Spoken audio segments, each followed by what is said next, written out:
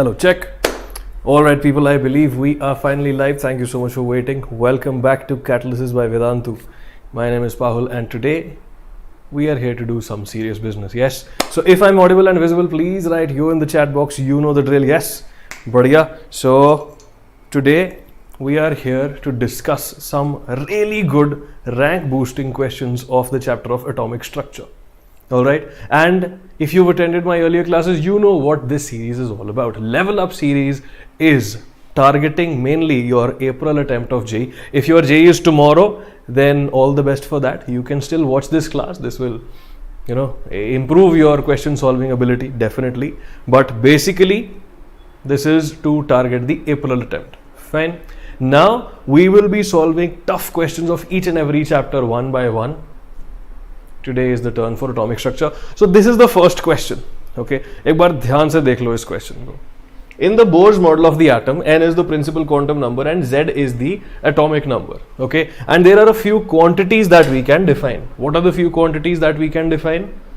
R, U, K, V, T. Okay, so we've got radius, potential energy, kinetic energy, velocity, and time period.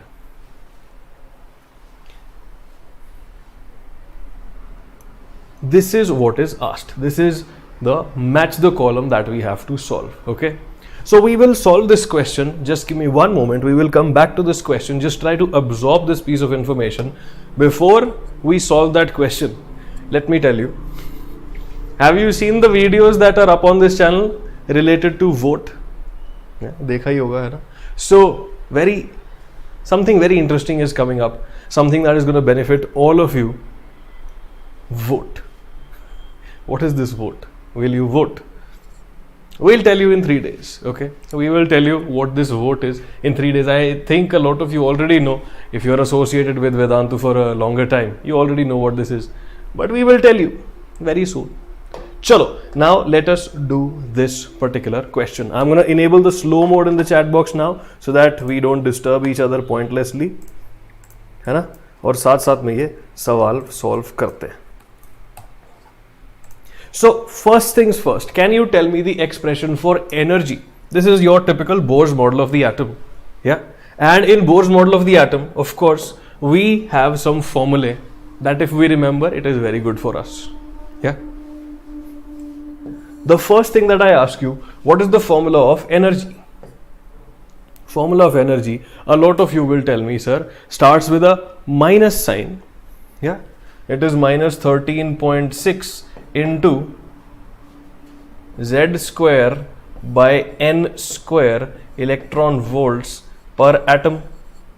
Do you remember this formula? है ना? ये तो आपको पता ही है, right?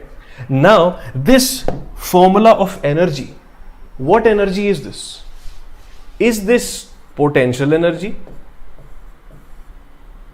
Is this kinetic energy? Or is this total energy?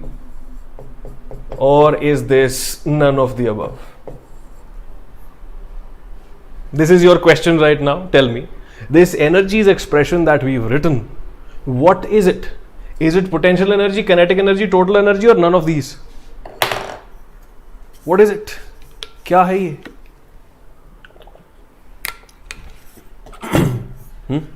Shreyas and Revant and Ruddy Glass and Ashwin and Simmer and Karthik and DM kids, almost everyone is telling me that this is the expression for total energy. That is absolutely correct. This is the expression for total energy. Nice. So how do we figure out what is the expression for kinetic energy and potential energy? Hai Rabba. How do we figure out what is the expression for potential energy and kinetic energy of the electron?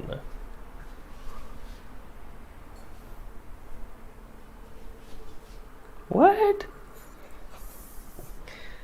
This is where things become a little interesting. So now you either remember this, or I will now tell you that kinetic energy plus potential energy is equal to total energy.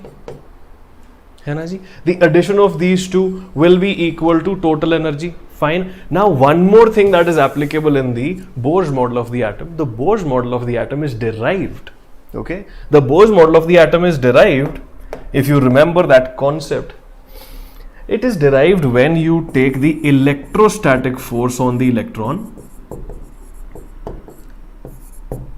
to be equal to the centrifugal force.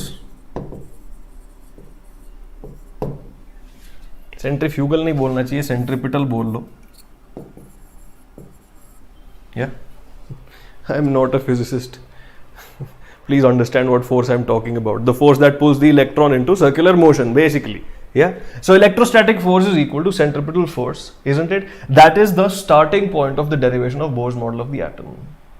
Now, what is the electrostatic force equal to?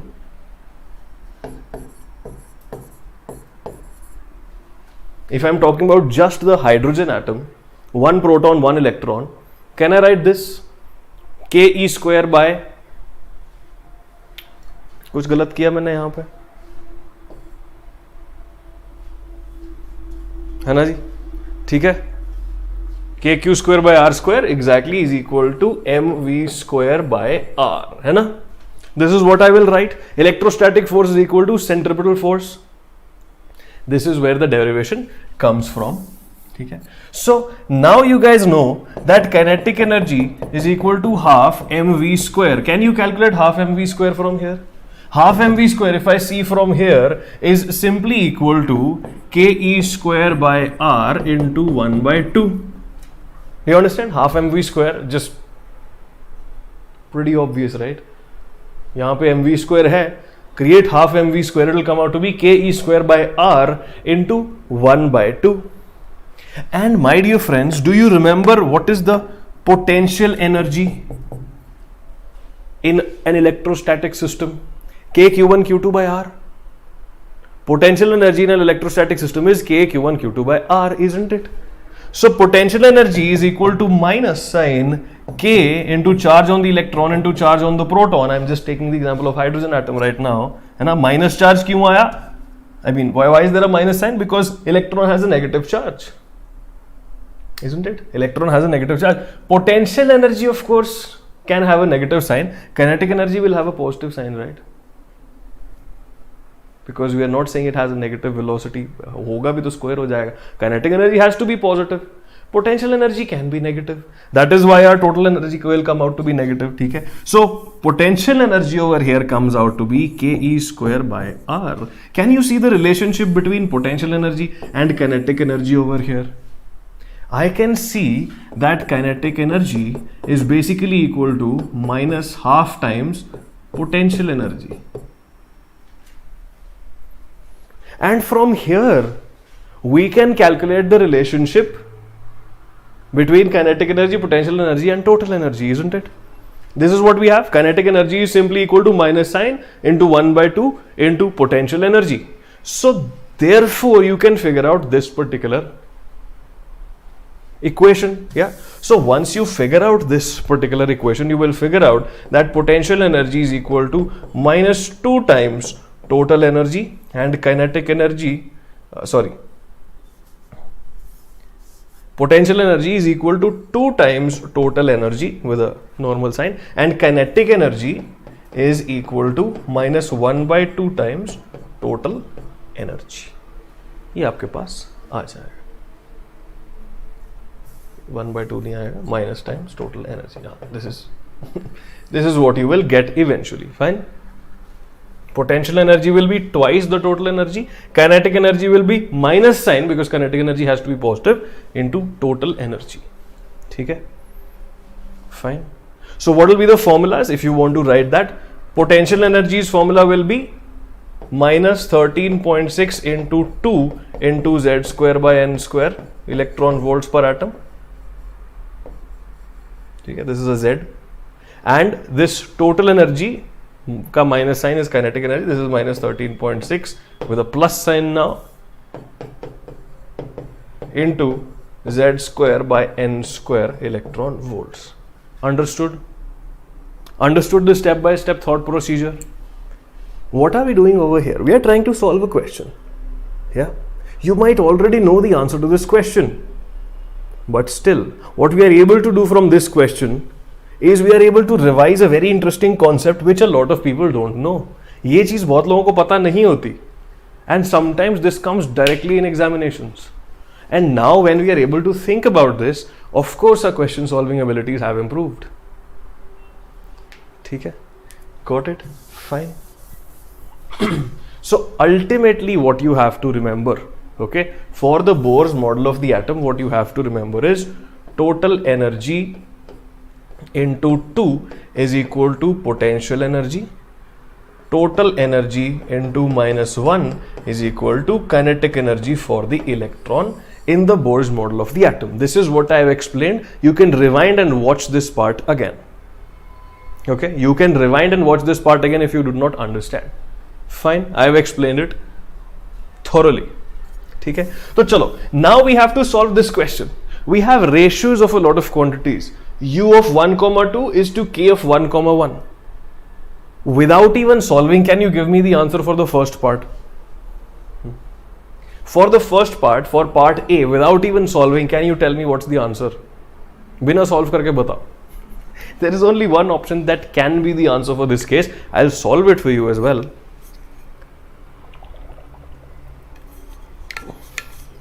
सारांश कल paper है तो अभी सो जाना चाहिए दोस्त. Lohita, this session will take 1 hour 1.5 hours easily. Okay, ठीक है. ए का निकला, very simple. Yeah Hardik is I think giving the correct answer already. Very nice. Simar and Laureate in chemistry scientist and Archana. Yeah, everyone. Potential energy will have a negative sign, kinetic energy will have a positive sign. Of course, their ratio will have a negative sign. So, option A will definitely be matched with option number Q. तो obvious हो गया ना. Cool, right? चलो. So now to solve all these questions, let's figure out what are these dependencies. What are their dependencies on N and Z? We just need to remember the formulae. तो चलो formulae लिखते हैं फटाफट से. What's the formula of radius? Radius का formula is A naught into A naught is the radius, standard radius of the hydrogen 1s, and this is 50.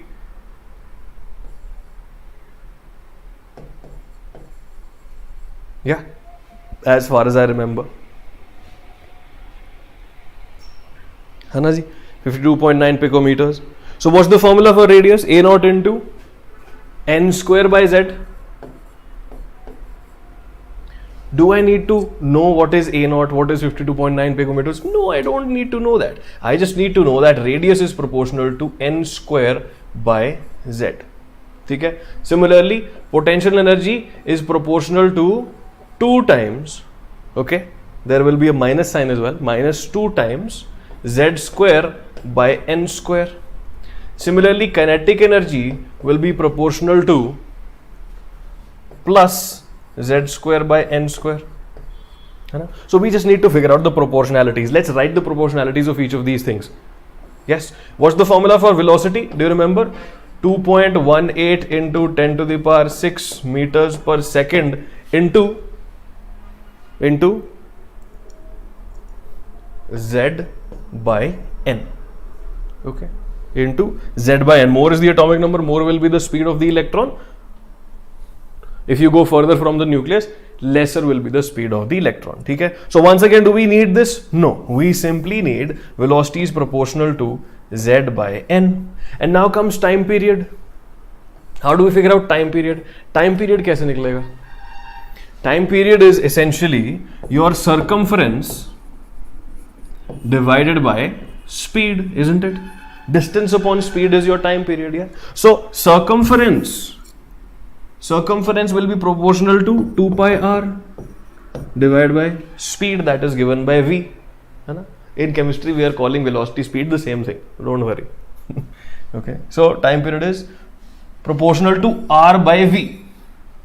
Time period is proportional to r, जो कि यहाँ लिखा है अपन ने, n square by z divided by v, z by n.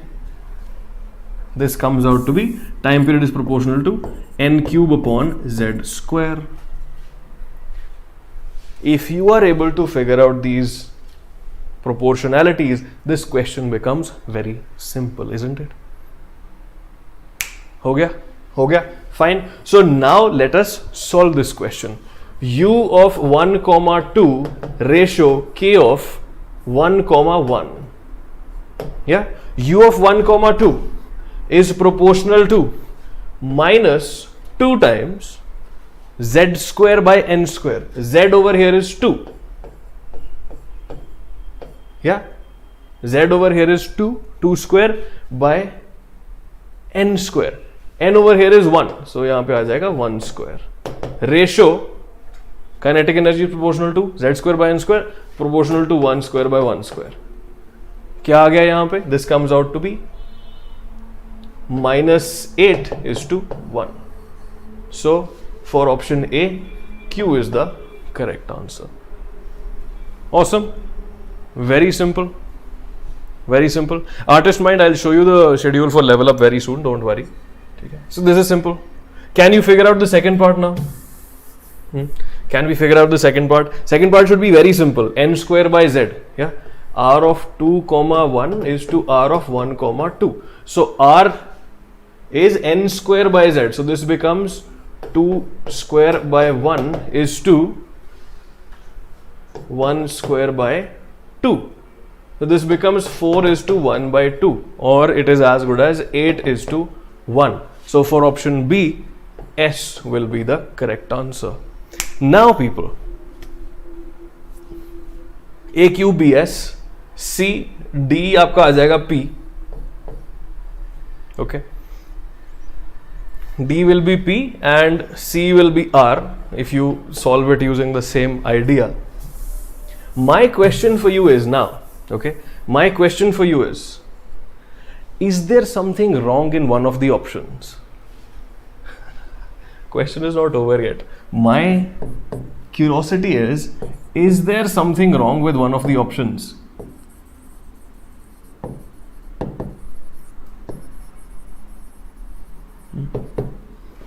Let's see. बताओ.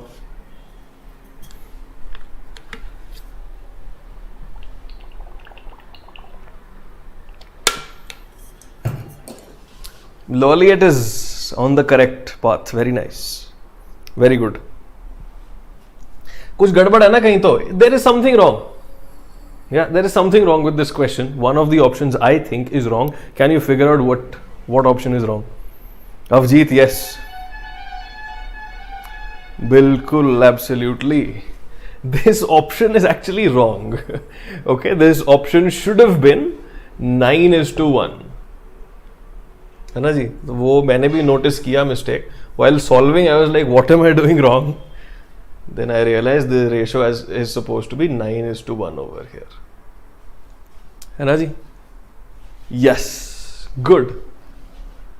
So using just one question, what were we able to revise? We were able to revise all the formulae of Bohr's model of the atom, isn't it? Everything is revised now, not just energy, velocity and time and radius. You have revised time period and you've revised the idea of potential energy and kinetic energy. Also at the same time, you've improved a little bit of your calculation skills and you've also figured out a mistake in the question. Nice one, right? That's what I mean by level up. We don't do standard questions over here, we do things that are fun. Cool. तो ये option जो था थोड़ा गलत था. Fine. So what is the takeaway from here? Please make sure you remember these ideas from the Bohr's model of the atom. They are very important. Okay. ठीक है जी, चलेगा.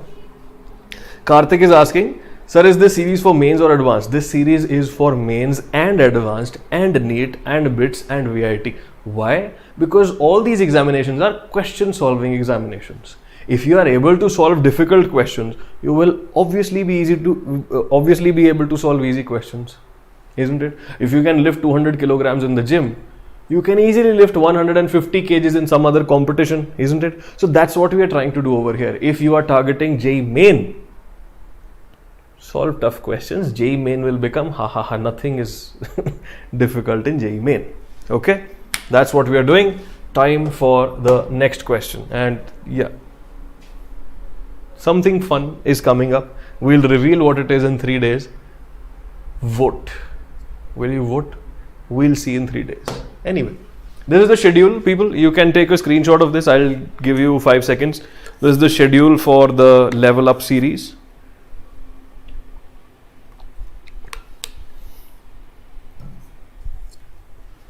Cool.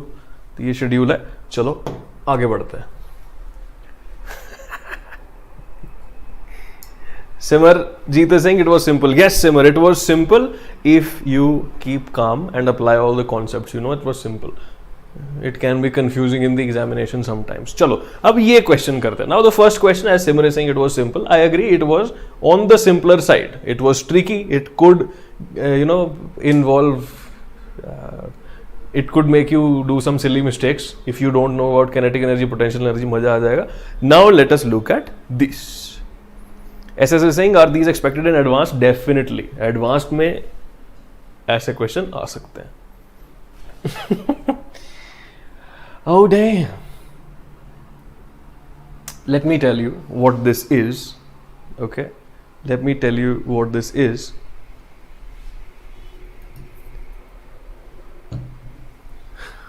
It's a comprehension question. Okay, it's a comprehension question. So what happens in JEE Advanced a lot of times, and even in JEE Mains at times, is they give you a nice little passage and then they ask you a bunch of questions next to it.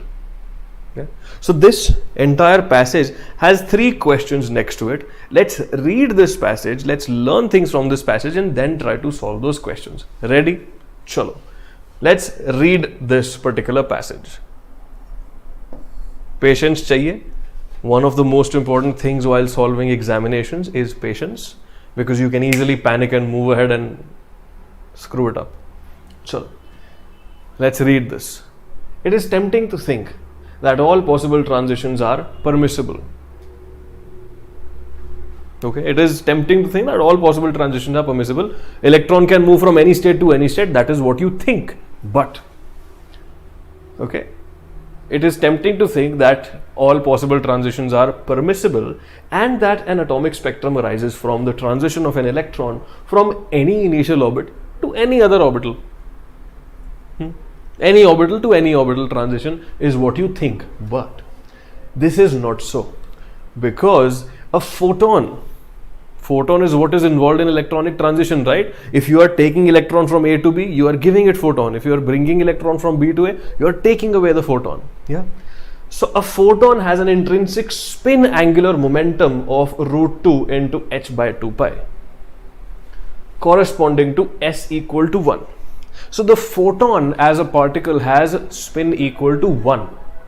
Electron is a particle that has an upspin and a downspin, which we call plus half and minus half. Remember, electron is a quantum mechanical particle, has upspin plus half and half minus half spin, that is called the downspin. Yeah. Now in quantum mechanics there are multiple particles with different spin. Okay, what is spin? You will learn that later when you solve quantum mechanical equations. It has nothing to do with the rotation, so forget about it. Spin is something that tells you something about a quantum mechanical particle. What is spin exactly? We'll learn that some other day in college. Okay, so when we figure out the spin of the photon, it tells us that it corresponds to s equal to 1. Okay, although it has no charge and no rest mass. We all know that about the photon. On the other hand, an electron has got 2 types of angular momentum. There is orbital angular momentum, which is given by this formula, and spin angular momentum, which is given by this formula. My dear friends, just telling you, please note this down. Okay, right now I hope you have a notebook and pen. Please note this down. And I hope you have a notebook and pen. Please note this down. Note these 2 formulae down, please. ये note कर लो फटाफट से.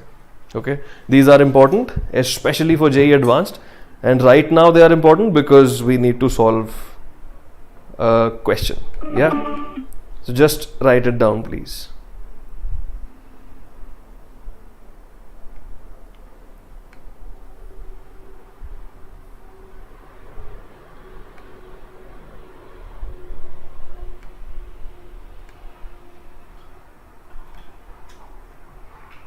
Okay, लिख लिया. Got it? So these two types of angular momentum, they arise from orbital motion and spin motion of the electron respectively. Okay, so there is an orbital motion because it resides in an orbital, and there is spin motion. So you can think about it as rotation and revolution. It is not rotation and revolution, but you can think about it like that. For example, the earth rotates on its own axis and it rotates around the sun as well. Two different types of rotational motion is happening when we talk about the earth. Similarly, for an electron, there is an orbital motion and a spin motion. These are two different motions. Is this revolution? Is this rotation? Let's not say that, because this is quantum mechanics. Earth is being thought of in classical mechanics. Don't relate these two. It is a disaster. Okay, chalo ye ho gaya. It arises from two different types of motion, orbital motion and spin motion. The charge and angular momentum of the electron during any electronic transition must compensate. Okay, let me repeat the statement again. I said charge, but it says change. The change in angular momentum of the electron during any electrostatic transition must compensate for the angular momentum carried away by the photon. Okay, angular momentum has to be conserved. Have you done those questions of collision? Collision के question किए है ना कभी तो? You conserve momentum. Remember, you do something like that. Similarly, over here, the overall angular momentum has to be conserved. Yeah. So, in order to conserve that, okay, in order to satisfy this condition, the difference between the azimuthal quantum numbers of the orbitals within which the transition takes place must differ by 1. The L value of orbitals where the transition happens should differ by 1. Okay. So, thus, an electron in a d orbital where L is equal to 2 cannot make a transition to an s orbital where L value is equal to 0. Yeah, a d orbital electron cannot transition into an s orbital electron, because if that happens, angular momentum is not conserved. Okay, so because the photon cannot carry away enough angular momentum. An electron possesses 4 quantum numbers. You know about that: n, l, m and s. Out of these 4, yeah, L determines the magnitude of the orbital angular momentum mentioned above, while m determines its z component. Please note this down as well. Okay, so the electron carries an orbital angular momentum. The z component of that angular momentum is signified by the magnetic quantum number m into h by 2 pi. ये भी note कर लो. Cool.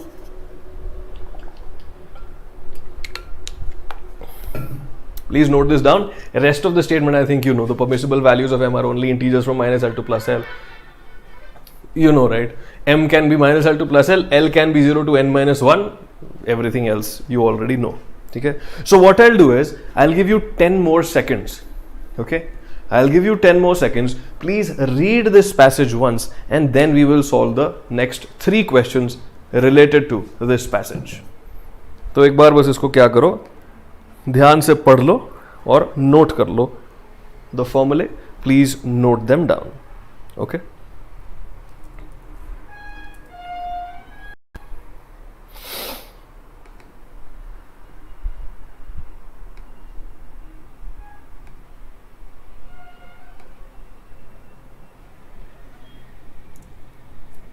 Done? Let's solve the questions. Are we ready for the questions? Yes. Chalo. I know a lot of you people are like, kya ho gaya bhaiya? What happened? Okay. So let me show you. These are the first 2 questions for that. And once we solve the questions, you'll be like, now it is fine. Ashwad is saying, sir, like Vedantu channel, can you do something where you revise the whole syllabus in a short period of time? It's sort of pointless. You can watch it on Vedantu channel if you want, bro.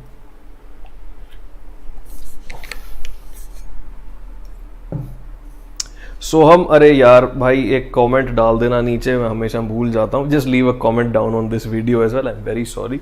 Okay, I will definitely get back to you bro. चलो, the maximum angular momentum of an electron with n equal to 5 is,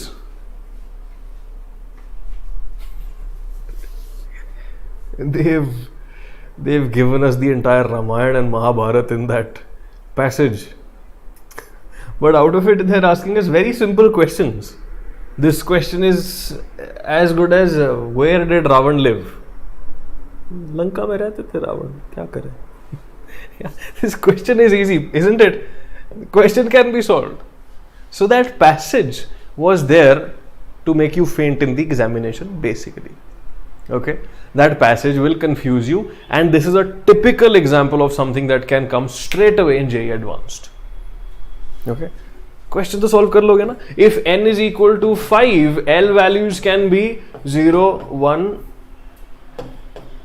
2, 3 and 4. So this guy will have the highest orbital angular momentum. है ना? The electron that resides in n equal to 5, L equal to 4 will have the highest orbital angular momentum. And what's the formula for orbital angular momentum? We have just written that. Yeah, the orbital angular momentum formula L is equal to root of L into L plus 1 into h by 2 pi. Isn't it? So कितना आ गया?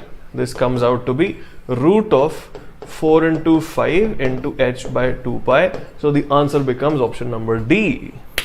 3 marks. Typical question that can come in JEE Advanced. Why am I teaching you this question? Do you see that this question can come straight away in JEE Mains as well? Maybe not something that's so difficult, but something that's related. Fine. So solving questions is good for any examination whatsoever. Now let's look at the next question. The orbital angular momentum of an electron in p orbital makes an angle of 45 degrees from the z axis. Hence, the z component of the orbital angular momentum of the electron is. There are two ways to solve this question. There are two ways to solve this question. One way is to think about the magnetic quantum number directly. है ना जी? The other way is to think about this 45 degree angle. Okay. Let's take a vector approach over here. Let's take a standard straightforward approach from the vector. Okay. Z component direct question हो सकता है, but then you can get confused between minus sign and plus sign. Yeah, plus sign and minus sign. M value can be negative. Should we take that? So, since this plus and minus can confuse us, let's go from the standard point. Okay, एकदम straightforward करते हैं. So, orbital angular momentum of an electron in p orbital makes an angle of 45 degrees from z axis. अच्छा, now we are talking about p orbital. So, this implies that my L value is equal to 1. L value is equal to 1. So, can I calculate the total angular momentum? Capital L stands for orbital angular momentum. So total orbital angular momentum is equal to root into L plus 1 into h by 2 pi. If I put the value of 1 over here, this comes out to be root 2 into h by 2 pi. So this is the total angular momentum. Now, what is going on? This is your total angular momentum. Okay. And this is your z axis. This angle is 45 degrees. What is the component over here? What will be this component? This component vector, simple vector की बात करूँ मैं. This component will be L total into cos of 45 degrees. L total cos theta. Yeah. So what does this come out to be? This comes out to be root 2 into h by 2 pi into 1 by root 2. Cos 45 is 1 by root 2. Yes.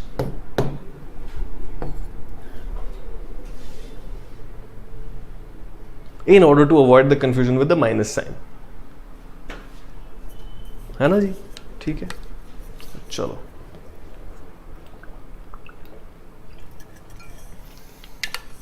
Fine.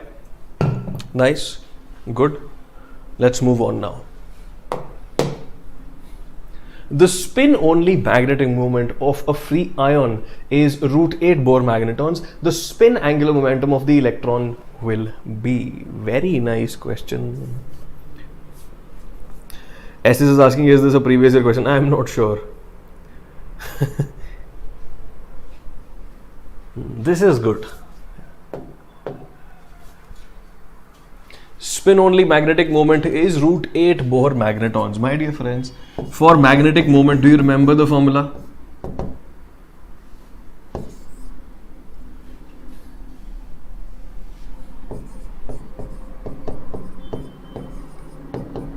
Yes, where n is the number of unpaired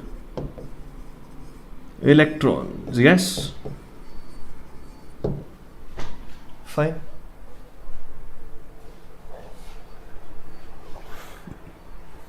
Number of unpaired electrons. Yes.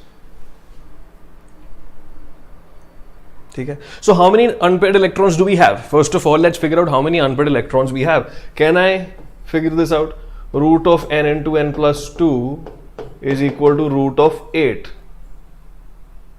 Root से root cancel, 4 into 2 is 8. So n is equal to 2. चलेगा? I am dealing with 2 unpaired electrons over here. I am dealing with 2 unpaired electrons over here. So first thing is that this question says electron. No, it should be electrons. That is something that's confusing over here. It should be electrons because there are 2 unpaired electrons now. So 2 unpaired electrons, 2 electrons with plus half spin. That's our convention, right? We put the electron in a plus half spin if it is unpaired. We never give it minus half spin automatically. Yeah? So unpaired electrons will give it plus half spin. So total spin over here becomes 1. The rest of the spin will be cancelled. In the ion there will be lots of electrons, but most of them are paired, isn't it? Almost all of the electrons are paired, but 2 electrons are unpaired, and because of that there will be a spin. Other spins will cancel each other out. So total spin is equal to 1. Now we have to calculate the spin angular momentum. What was the formula? You've written it down. Abhi likha hai aapne formula. Yeah, the formula was root of s into s plus 1 into h by 2 pi. This comes out to be root of 1 into 1 plus 1 into h by 2 pi.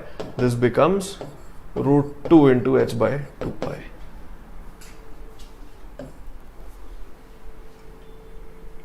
Bm is Bohr magneton, Naveen.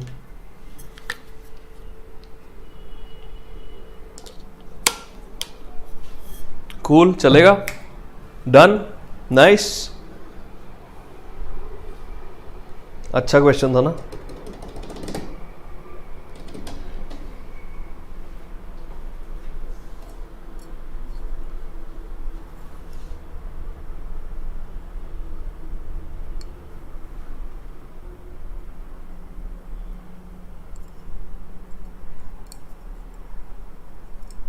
Jubin is saying, sir, in the orbital angular momentum formula, all the values are positive. Yeah, it cannot have a negative component in that sense. Okay. Shri Hari, please rewind and watch the entire question. Okay. Someone, a DM kid is saying, this seems like a question which I might not solve in the examination due to nervousness. Absolutely. Absolutely. Okay. If anyone has a doubt in this question, if anyone has anything to ask or say, you can tell me. Otherwise, we'll move on. Sonali is saying, what happens if 3 unpaired electrons are present? Then you add their spin. 1.5 spin ho jayega. Yeah. Chirag is saying S1 क्यों लिया sir? Chirag, because there are 2 unpaired electrons. So when you add their spins, it becomes a total spin of 1. Okay.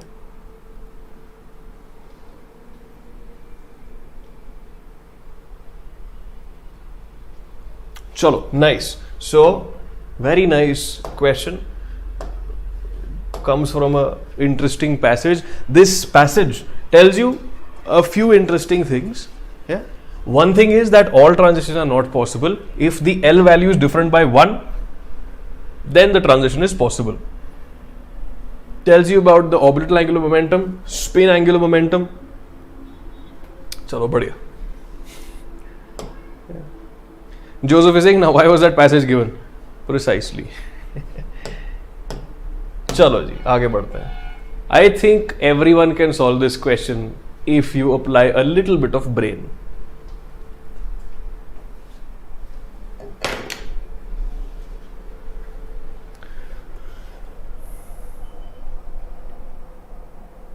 है ना जी, थोड़ा सा दिमाग लगाओगे तो ये क्वेश्चन तो हो ही जाएगा.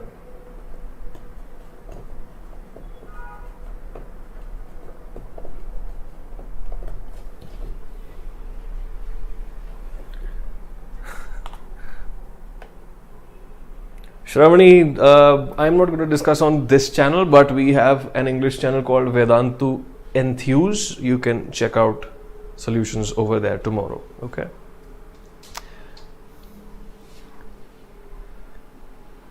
Kriti, I will show you the schedule after this question. चलो ये वाला बताओ यार, फटाफट से करें. Let's do this quickly. Okay. Someone is asking, is this type of question asked in NEET directly? No. But if you are able to solve these questions, NEET questions will be very easy. Good. Isn't it? Yeah. Kriti, don't worry. I'll show you the schedule very soon. Can you do this question? Very simple. Lambda de Broglie is equal to H by mv. Yes. Kinetic energy is equal to half mv square. From here, can I write mv is equal to 2 times kinetic energy divided by v? So, can I write that lambda de Broglie is as good as h into v upon 2 times kinetic energy?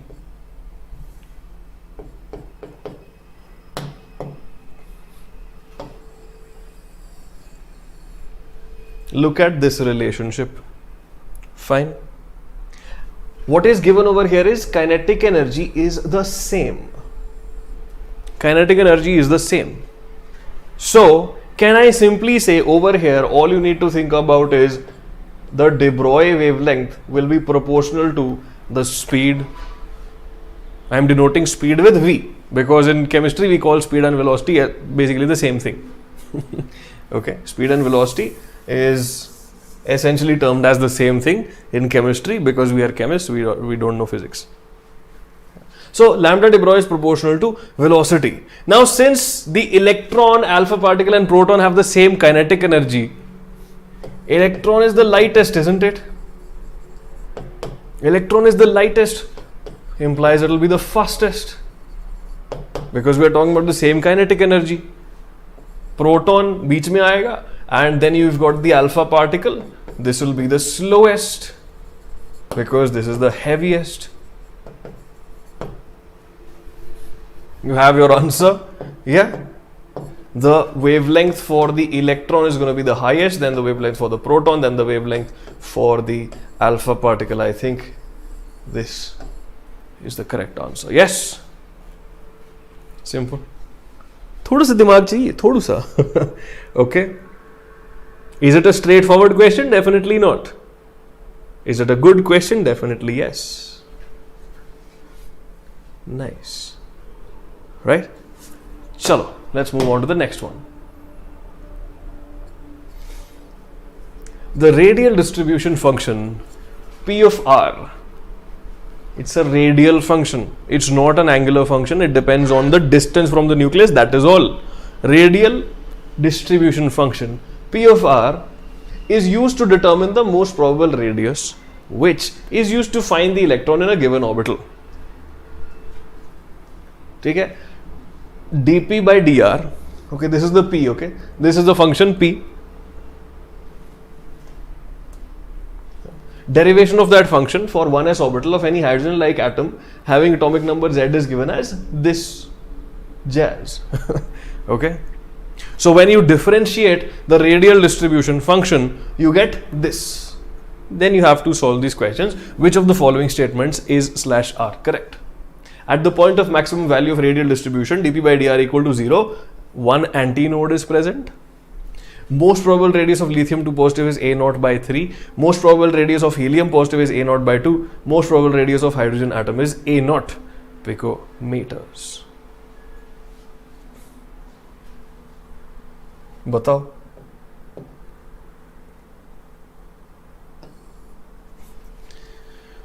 Anis, in the previous question, we eliminated the dependency on mass by writing the formula in terms of kinetic energy and velocity. Since we know that kinetic energies are the same, we just need to figure out the changes in velocity. Since we have the same kinetic energy, heavier particle will have lower velocity. Yeah. तो बताओ. अच्छा question है ना ये? Looks scary, but it's a good question.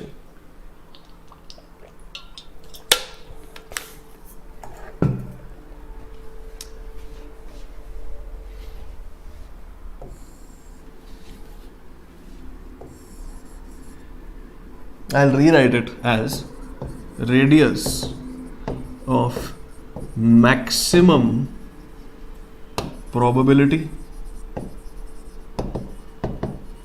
Essentially at that particular radius, if we have the wave function, कुछ भी हो रहा है, if this is the distance from the nucleus, can I say that this is the radius of maximum probability?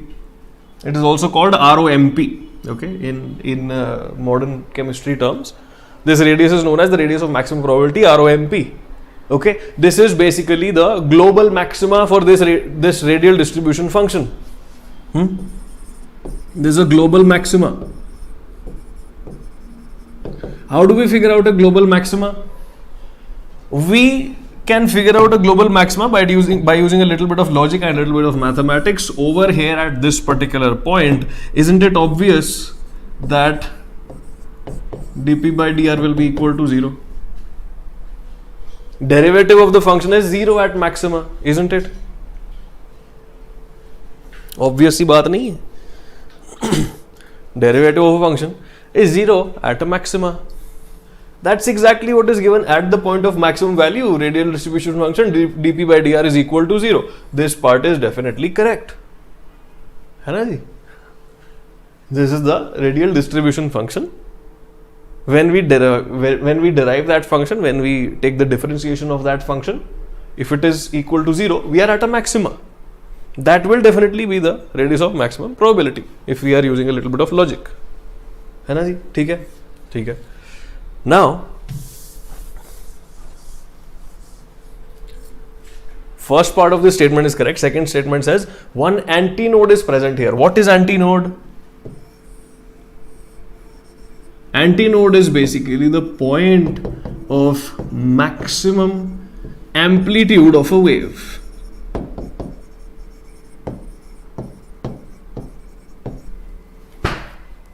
Okay. What is an antinode?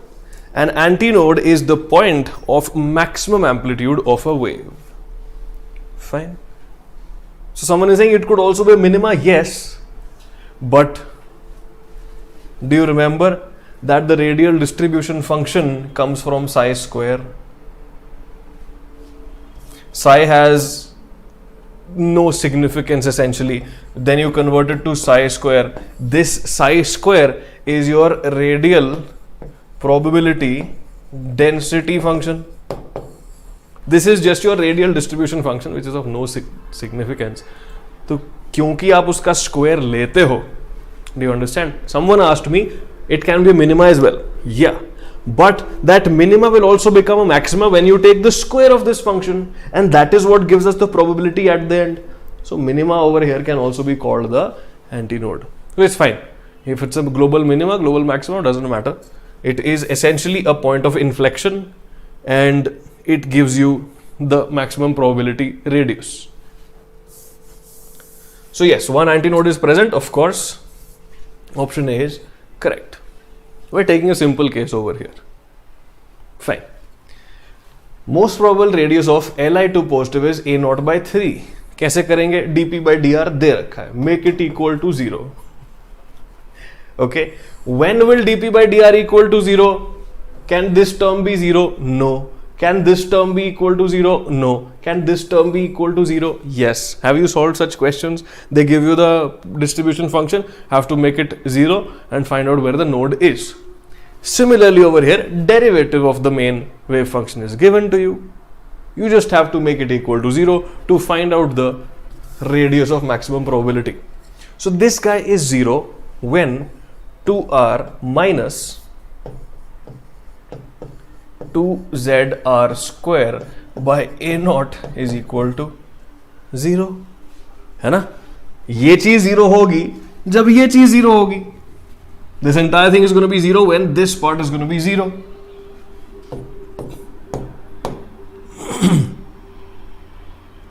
What do we have over here?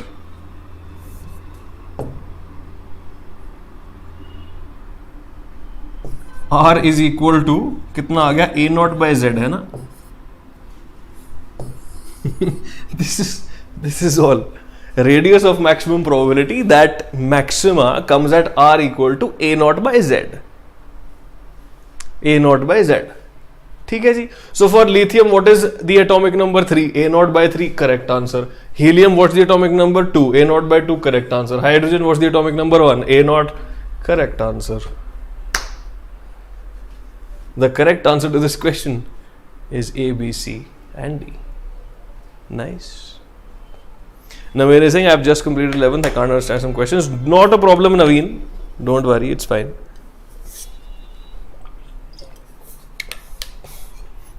With a little bit of maturity, with a little bit more knowledge of mathematics, eventually you will be able to solve these questions. This question, for example, you might find it difficult because this involves the knowledge of functions and their derivatives, etc. Maybe after 11th you can't solve this question. Okay, but this question, simple, you can solve it even if you're in 11th. This question is also pretty simple. These questions are pretty simple. If you're in 11th class, should be able to solve it. The formulae are given in the passage. Even if you don't know what is J, if you know this passage, you can easily solve these questions because everything is given in the passage. Read the passage. Okay. Coming to this question, again you can solve it if you're in 11th class. The new thing maybe for you would be potential energy and kinetic energy. So that I told you today. Please write this down. I mean, please take a screenshot of this if you want. This is the schedule.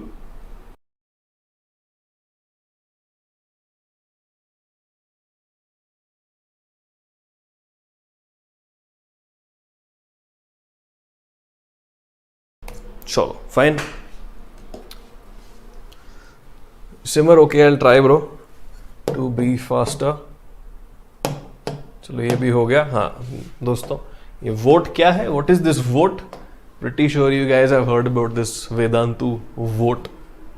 We'll tell you in 3 days. Stay tuned for that. Okay. Next question. Choose the correct statements regarding the photoelectric effect. Very nice, very simple, very good question. Difficult if you don't know the basics behind photoelectric effect. Let's solve it now. Sanjana, I'm glad you improved. Chalo ji, let's solve this question. Batao. Shashank is saying, do we get such questions in NEET? Directly, no. NEET will have much easier questions. So if you are able to solve this level of questions, NEET will be a joke.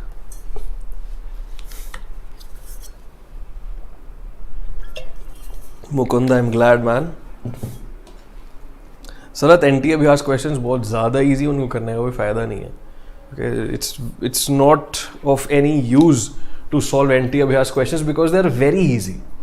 Okay, if you have to run 100 meters in the competition, will you be running only 50 meters in the practice? No. You have to run faster. Chalo. This is nice question. The correct statements. There can be more than one correct statement. चलो पढ़ के देखते हैं.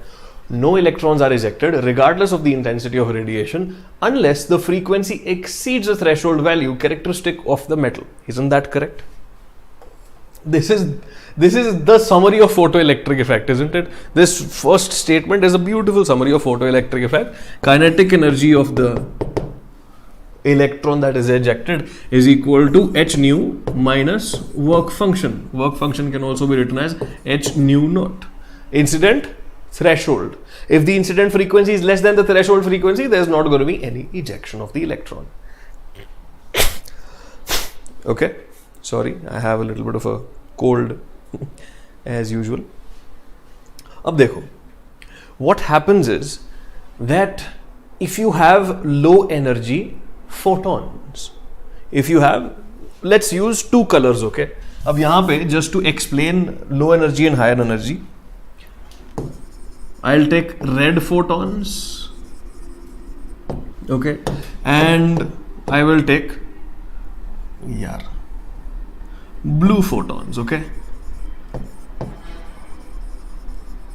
Fine. Red photons, lower energy, blue photons, higher energy. Let's say the threshold frequency of a metal lies somewhere over here. Okay, let's say the threshold frequency of the metal lies somewhere over here. So, red photons cannot cause any photoelectric effect. Red photons cannot cause any photoelectric effect even if you are throwing 20 billion red photons. No matter how many photons you put, there will be no photoelectric effect. Okay, my dear friends, remember this idea. Okay, energy of one photon, okay, depends on the frequency of that photon.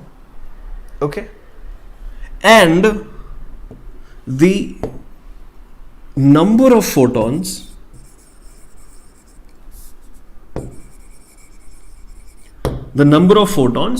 depend on the intensity of light. Fine. And the fun thing is that one photon can interact only with one electron. One electron can absorb only one photon. One electron cannot absorb two photons at a time. So even if you have 200,000 photons but of very less energy each, if you have too many red photons, no photoelectric effect will be observed even if you have lots of intensity. But even if you have one blue photon, photoelectric effect will be observed. One electron will come out. ठीक है? Fine, got it? So just remember this. Energy of one photon is proportional to the frequency. Number of photons are proportional to the intensity. More photons do not cause photoelectric effect to happen if the threshold frequency is not achieved. Chalo. Next option says the kinetic energy of the ejected electrons varies linearly with the frequency of the incident radiation. That is true. And its intensity? No. It varies only with frequency. More intensity will only cause more electrons to come out. Understood? If we have high energy photons, lots of them will cause lots of electrons to come out. ज़्यादा photon मारोगे, सबकी energy ज़्यादा है तो ज़्यादा electron निकलेंगे. बहुत ज़्यादा फोटोन मारोगे, सबकी एनर्जी कम है, कुछ नहीं होगा. No. Option B is incorrect. Okay.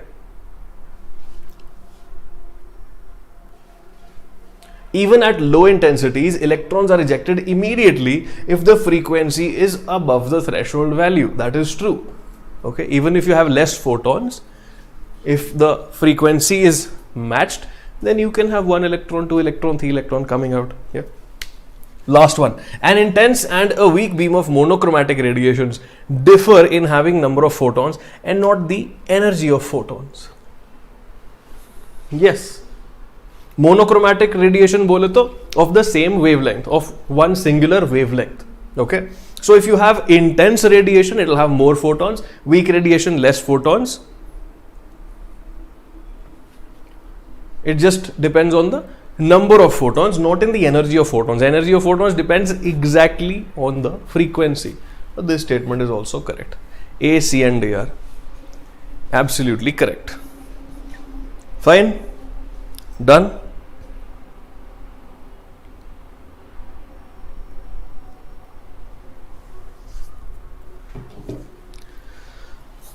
Palash, another 10-15 minutes, I think. This is the confusing point. So if you mark ACD full marks, if you mark ABCD negative mark. Congratulations. Okay. This question is a confusing question. If you have read the NCERT properly, if you have done some research on the quantum mechanical wave functions, then you know this. Otherwise, you might not be able to solve this one. Mayank, because the kinetic energy of the ejected electron does not depend on the intensity of the photon. That option said intensity, hence wrong. Priyanshu, option D simply says high intensity implies more photons. Okay, it doesn't imply photons of higher energy. No, photons energy depends only on frequency. Number of photons depends on intensity.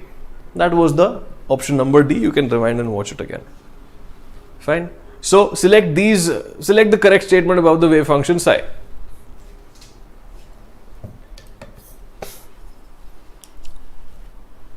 This is a confusing question. I am pretty sure everyone knows that psi has no physical significance. Absolutely correct. Okay. Option C is definitely correct. Psi doesn't have any physical significance. Acha. Psi must be single valued continuous. Have you ever seen a wave function that looks like this? Discontinuous wave function can't exist, right? There should be a smooth wave function. That is how you can derive it at every point. That is how you can find its differentiation. That's how you can do some mathematics on it. That's how it makes sense. ये कहाँ गया ऐसे? The wave function can't be discontinuous, right? Can't just break apart anywhere. Over here, reality doesn't exist because the wave function that we're talking about describes reality for us in quantum mechanical terms. Yeah, the reality can't be discontinuous. It has to be continuous. Single valued. What do we mean by single valued? Have you ever seen a wave function that looks like this? At this particular point, let's say this is the radial distribution function. At this point, at this value of r, it has 1, 2 and 3 values. No, right? Pauli's exclusion principle. One thing can occupy one space at one time. Two things can't occupy the same space at one time. This is a violation of the Pauli's exclusion principle. Multiple things in the same place at the same time. No, only one thing at one place at one time. That is why, because orbital has two places, only two electrons can exist over there at maximum at one time. Yeah. So wave function must be single valued, must be continuous, otherwise our reality will become very interesting. Psi must be real. Not necessary. Okay. If you have seen the expansions of the quantum mechanical wave functions, there is always some component of e to the power iota into something something, yeah, or it is equal to something something plus iota times something something. So there is definitely a complex expression in wave functions. Okay. Now, why is a wave function complex? How does it make sense? It is something that you will learn later on in life, and it's a very difficult concept. But the idea is, I'll give you some idea about it. Our world is three-dimensional, isn't it? We have a three-dimensional world. So in a three-dimensional world, what we can express is three different axes, or we can exhibit radius, angular, and another angle, r, theta, and phi. So the wave function can be shown in terms of x, y, z, or r, theta, phi. Now, one more way of thinking about vectors is in terms of complex numbers. Yeah. Have you studied that part of complex numbers where you can relate it to vectors, where you can relate it to coordinate geometry? That's the idea. If psi has iota's components, it makes it a good representation of a three-dimensional space. That's what you can imagine right now. Okay? So fine, it has imaginary parts as well. Coming to the last statement. This statement is a little dicey. It's a little ambiguous. Okay? Why? Let me tell you. Psi square gives the probability of finding the electrons. Well, basically, psi square gives me the probability density function isn't it? It is giving probability density. It's not giving me probability. Probability is achieved when you take this psi square and multiply it with the volume element. Yeah. This guy gives you the probability. Psi square only gives you the probability density. Psi square plot for a 1s would be something like this. Is the probability of finding the electron at nucleus equal to infinity? No. Only when you do psi square into dv, then you get, क्योंकि तो मैं ये बना देता हूँ, psi square let's say for a 1s will be something like this. Only when you do psi square dv, then you get some realistic information. This is the probability. This is only probability density. So does psi square give the probability of finding the electron? Not really. It gives us the probability density. So according to my brain, B and C are the correct answers. But some answer keys, some books might say D is a correct answer. So that is why I say this is an ambiguous option. Some people will say it is correct, some people will say it is incorrect. I will say it is incorrect because psi square gives us density, not the actual probability. Cool, interesting. Let's move on to the next question. This is simple, isn't it? I think this question is very simple. Please, can you solve it?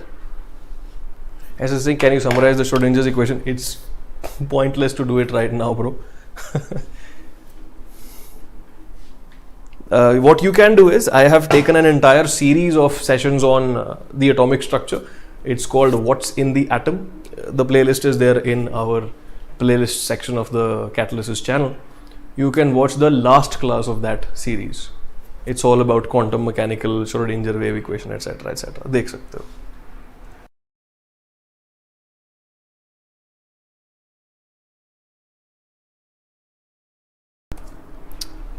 This one is pretty simple, isn't it? All we need to do is use the Heisenberg's uncertainty principle. Delta x into delta p is greater than or equal to h by 4 pi. Yeah.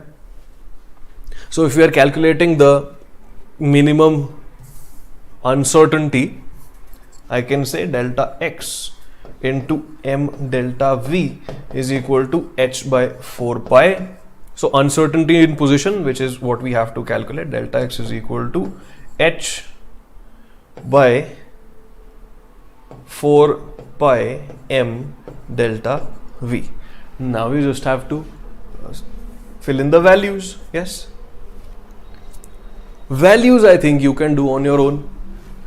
H everyone knows 6.6 into 10 to the power minus 34 joules second, है ना. फिर उसके बाद आएगा mass of electron 9.1 into 10 to the power minus 31 kilograms. Then you've got delta V. How do we calculate delta V? The interesting thing about this question is that the units are very weird. ये ग्राम में दे रखा है. This is centimeters per second. है ना जी? So because of the units, you might do something wrong, isn't it? Because of the units, you might do something wrong. Planck's constant, what is the value? 6.6 into 10 to the minus 34, जो भी है, meter square kg per second. But the mass of electron over here is given in grams. If you use the mass of electron in grams and h ka value in kilograms, then you are doing something incorrect. So the point is, this is a DIY question. You have to do it yourself. It's a simple question. Okay, it's a simple question, but the only thing that you have to take care of is the units over here. If you don't take care of the units, you will get an incorrect answer. Units का ध्यान रखो. How will you get delta V? Delta V is equal to the given velocity into the error. ठीक है, तो ये velocity लेनी है, उसका error ये दे रखा है. This comes out to be delta V. You have to take care of the units. Centimeters per second. But Planck's constant has meter square in it. Can I use centimeter? Is that a good idea? Got it? Done. So it's a do it yourself question. You have to take care of the units. Please take a screenshot. Okay.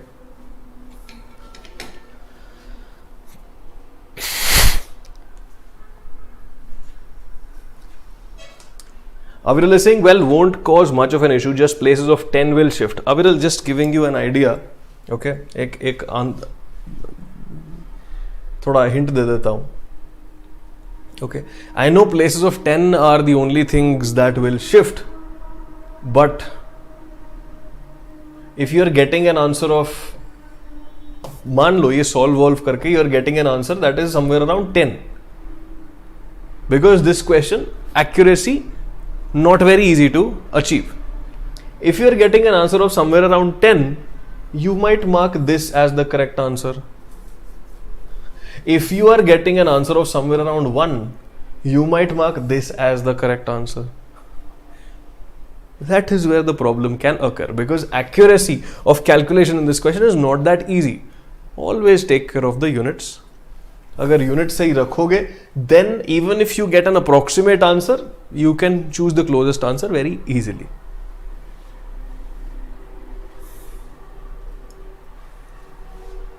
ठीक है, cool. DIY question है, खुद करो answer. You can tell each other in the chat box if you got it. चलो, let's do this very quickly. Last few questions remaining. Let's increase the pace now. Let's solve this. And one more thing, people, for all of you who are watching live right now, in case you think that the class is a little slow, you can watch the class later at a higher speed on YouTube. You can watch it at 1.5x or 2x as well. ठीक है? Anis, delta x की value तो calculate करनी है भाई. Uncertainty in position is what you have to calculate. That's the answer.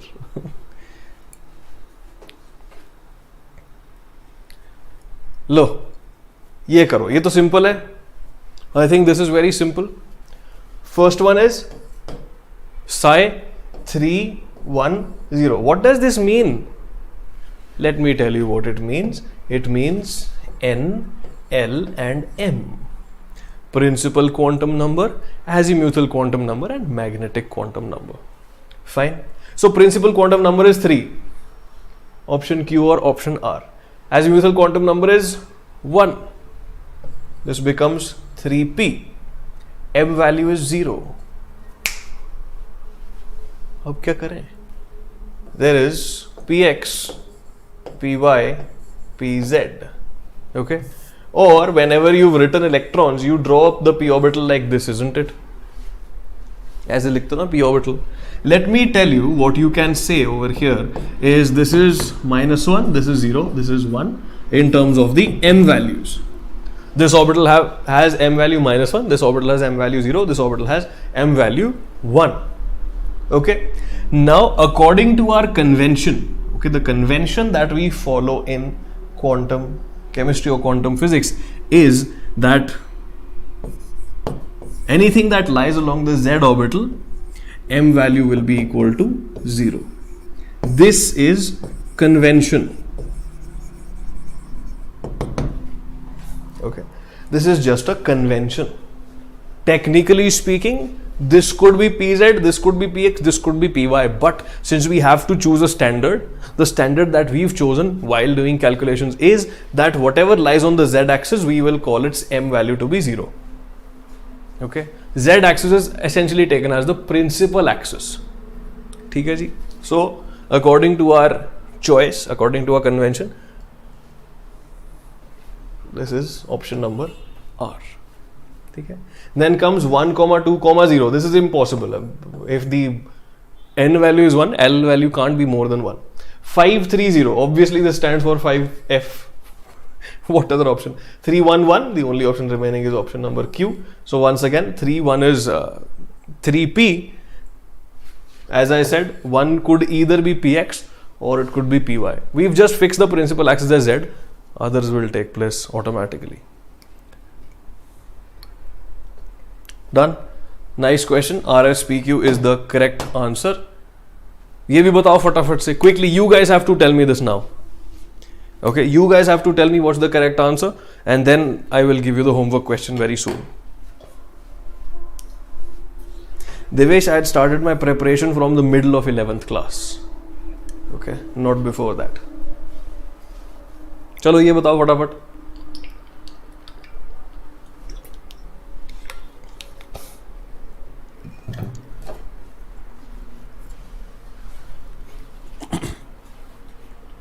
Consider the following plots for 2s.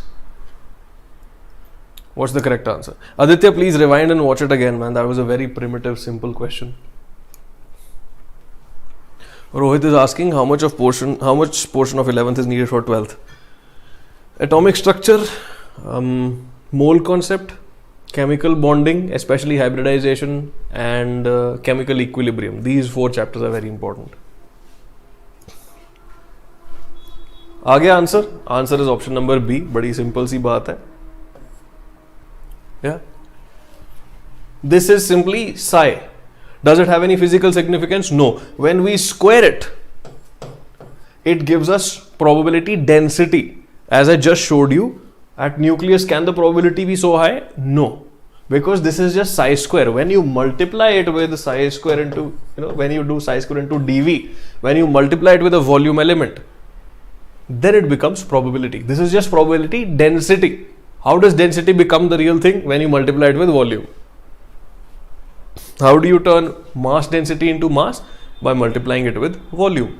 How do you turn probability density into probability? By multiplying it with volume. So, fine, simple question था. चलो आगे बढ़ते हैं. Okay, this is your homework question now. ये खुद से करके आने का. This is your homework question. Answer in the comment section. We will discuss this in tomorrow's class. Tomorrow is the level up class for periodic properties chapter. Please take down this question. We will discuss it tomorrow, and you know what happens. Yes, if you answer this question correctly in the comment section and you are fast in answering this, then in the next class you will be in the Hall of Fame. Aviral, that capital R was just a replacement of psi. Okay, so that capital R is not radius. Psi is written as capital R in that question. Nothing else. Okay, chalo. This is your homework question. Answer in the comment section down below. How do you answer in the comment section? Once the live stream is over, you refresh the live stream. Okay, you take the same link, you open it again. Comment section will come. Write the answer over there. Okay. Priya is saying, Pahul sir, I get scared of questions which look tricky. How to get rid of this fear? Solve more and more tricky questions. One day you will be like, these tricky questions are not that tricky anymore. Okay. बढ़िया. चलो, I hope you've taken the screenshot. I'll give you 10 seconds more in case you haven't. 10, 9, 8, 7, 6, 5, 4, 3, 2, 1, 0. चलो जी. So yes people, one more thing. Vote. Will you vote? What is this vote? 3 days to go, you will get to know. If you already know, then you can tell other people in the chat box. Yeah. And in case you want to join the crash course, links are in the description box down below. Fine. You know what a crash course is. If you think that sir ye kya ho gaya, then you need more guidance. For more guidance, join a proper course. Less time is remaining. Don't waste your time now. Join a course. Life will be good. Okay. Done. Chalo ji. So let me once again open the schedule slide for you guys. This is the schedule of our level up series. ठीक है.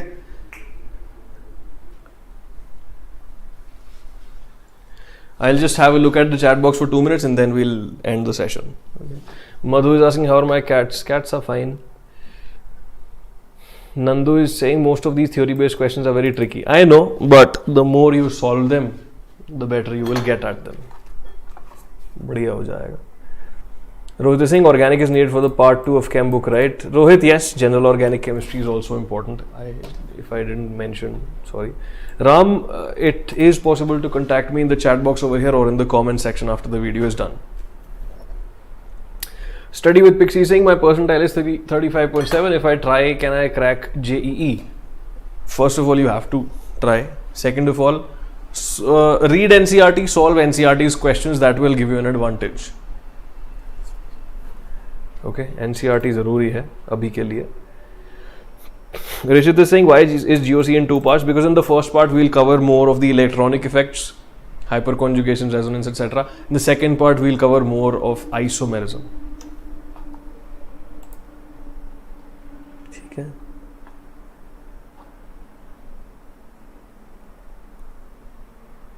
Karthik, I'll try, man, but in case you feel that the pace is very slow for you, then you can watch this session later as a video on YouTube at a higher speed. You aata na niche 1x, 2x.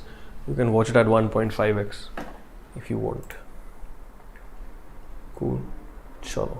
So people, that's it from my side for today's class. Thank you so much for joining in. And if you have your examination tomorrow, all the best for that. If you have your examination in the next few days, all the best for that. But once again, we at this channel are targeting the April attempt. If you're targeting the March attempt, then all the best for that. There's nothing wrong with it. But again, since Feb and March attempts were very close to each other, I suggested my students to follow more for the April attempt. Yeah. So that's what we are targeting. Tomorrow we'll do periodic properties, advanced high-level questions, because solving difficult questions means that easy questions become easier. That's it from my side for this class. Thank you so much for watching.